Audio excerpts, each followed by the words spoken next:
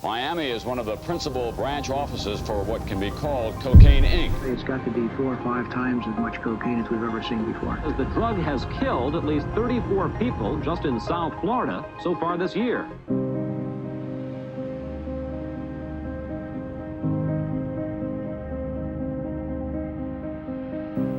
Drugs are menacing our society.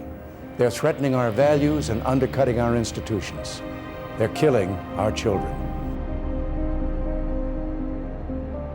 Last year alone, over 10,000 drug criminals were convicted, and nearly $250 million of their assets were seized by the DEA, the Drug Enforcement Administration.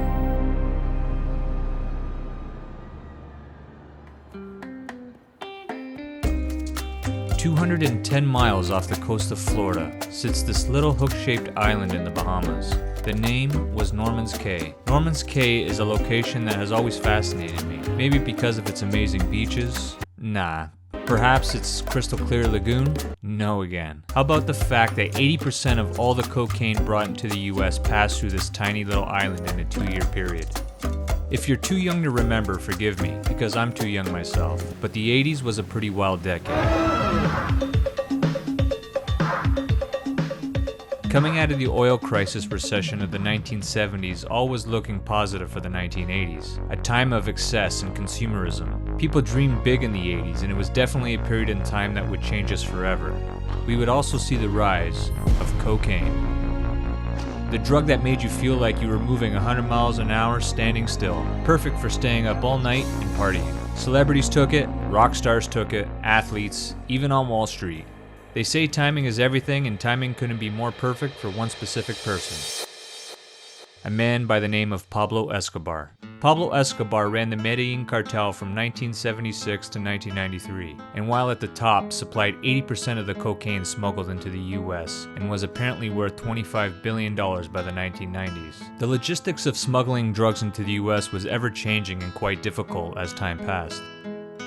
Enter Carlos Lehder, Pablo Escobar's drug trafficking partner and a prominent member of the Medellin cartel. Lehder revolutionized drug smuggling in the late 70s. You see, before Carlos, drug smuggling was primarily done by mules, people bringing in small quantities of drugs in their luggage or even swallowing condoms, stuffed with cocaine. But it soon didn't take long to find more effective methods of moving the powder. In the 1970s, Carlos Lehder had done some time for marijuana charges, and during his stay had found himself a new bunkmate, a man by the name of George Young. If you've ever seen the movie Blow, you'll know right away who I'm referring to because he was portrayed by Johnny Depp in the film. The two men were ambitious and made big plans to form a partnership once released from prison.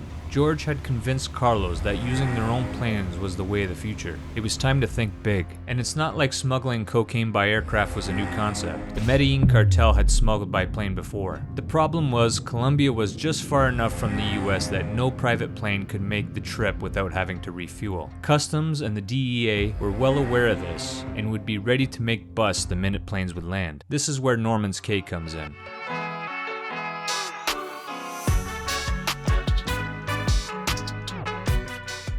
Isolated in the exhumus island chain of the Bahamas, Carlos's plan essentially would be to take over the island, build a launching pad, and use it as a hub in which planes could refuel before entering the US. Planes that would be carrying millions of dollars worth of Colombian cocaine. It was literally the perfect spot to run his empire from. Norman's Cay was a pretty low-key destination. There was a small community with a marina and a small runway, and that was pretty much it. Excursions to the island were actually quite expensive, as you needed a small plane to access it. But because Norman's Cay was infested with sharks in its shallow waters, it never really established itself as a hotspot.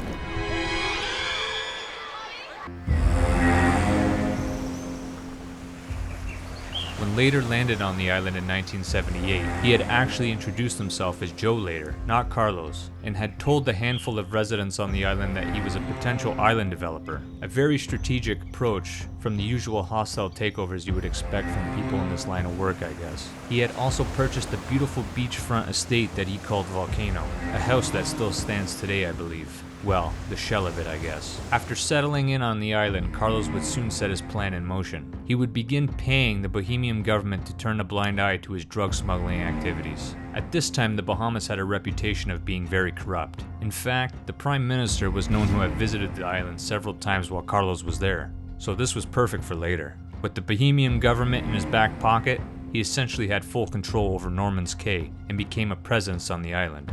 His goal now was to chase out the current residents and make the island the home of his cocaine empire. He would begin making deals with his neighbors, buying up as much property as he can, and many of the residents obliged, probably out of fear, but nevertheless, many were okay with selling their homes. You have to understand, many of the inhabitants on the island were retired individuals and weren't really looking for any trouble. Probably the reason they moved to a private island to begin with. And the ones that were reluctant to sell, well, you know. To help with this situation, Carlos would bring in a large crew of menacing Germans armed to the teeth, real paramilitary-looking personnel to start wandering the island, probably in an effort to scare them into selling. Strange things began to happen. Some residents would find their boats floating freely far away from their docks, rope lines mysteriously cut, or water in their cisterns would be tainted.